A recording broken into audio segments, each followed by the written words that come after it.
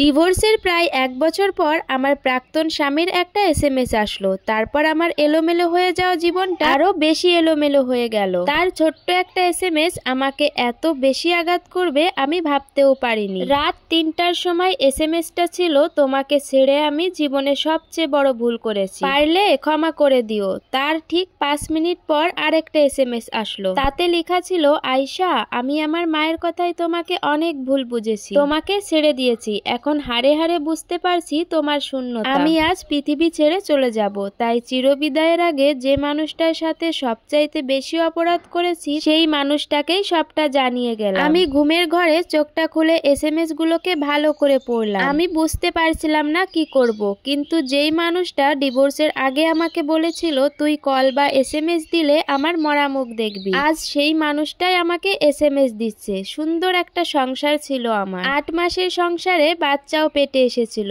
কিন্তু তারই আঘাতে বাচ্চাটাকে রাখতে পারিনি। পরনারীতে আসক্ত স্বামীকে সঠিক পথে আনতে গিয়ে অনেক অপবাদ শুনি। শাশুড়ি তখন ছেলের পক্ষেই কথা বলেছিল। এক রাতে পরকীয়াতে বাধা দেয়ায় আমার পেটে লাথি মারে। ২ মাসের বাচ্চাটাও নষ্ট হয়ে যায়। ব্যথায় ৩ দিন ছটফট করার পরে আমাকে হসপিটালে নিয়ে যায়। আমি তখনই বুঝে গিয়েছিলাম এই সংসার আর হবে না। আমি চলে আসি বাপের বাড়ি। তারপরেও তাকে অনেকভাবে খুশি করে তার কাছে ফিরতে চাই, কিন্তু সে এত বেশি ওই নারীর সাথে মিশে গিয়েছিল যে আমাকে আর সহ্যই করতে পারতো না। আমি অনেক কান্নাকাটি করেছি, কিন্তু মন পাইনি। পেলাম ডিভোর্স লেটার। তারপর সে ওই মেয়েকে বিয়ে করে। মেনেই নিলাম যে আমি তাকে কোনো সুখ দিতে পারি। তিনি তাই চলে গিয়েছে। তাহলে এতদিন পর আবার এরকম মেসেজ কেন? সাথে সাথেই আমি তাকে কল দিলাম। টানা কল হচ্ছিল, কিন্তু কল আর রিসিভ হয়নি। বুকের ভেতরটা কেঁপে উঠলো। কি হলো তার? সে তো এত সহজে ভেঙে পড়ার পুরুষ না, তাহলে কেন এই এসএমএস? ছটফট করতে করতে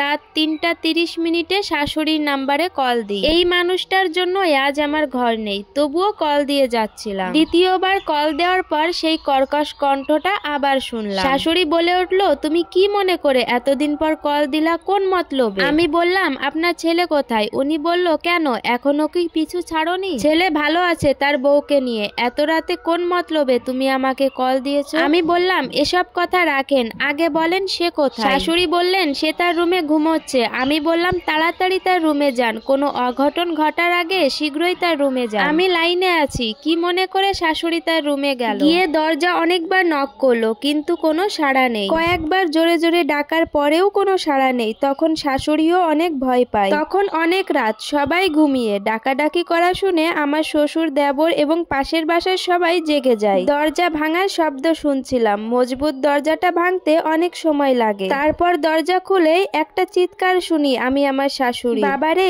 তুই এটা কি করলি রে বাবা? বুঝতে বাকি রইলো না, সে আর নেই। সকালের আলো ফোটার আগেই আমি তার বাড়ি গেলাম। বাড়ি ভর্তি লোক, পুলিশও এসেছে। নতুন বউ বাপের বাড়ি ছিল, সেও এসেছে। চোখের সামনে দিয়ে তার দেহটা পুলিশ গাড়িতে তোলে। কি অদ্ভুত বিদায়! আমি তো এমন মৃত্যু চাইনি, আমি তো তাকে ভালোবেসেছিলাম। এই স্টোরিটা একটা আপুর লাইফ থেকে নেওয়া। কথায় আছে না, কেউ কাউকে কষ্ট দিয়ে কখনো সুখী হতে পারে না, এটাই তার জ্বলন্ত প্রমাণ।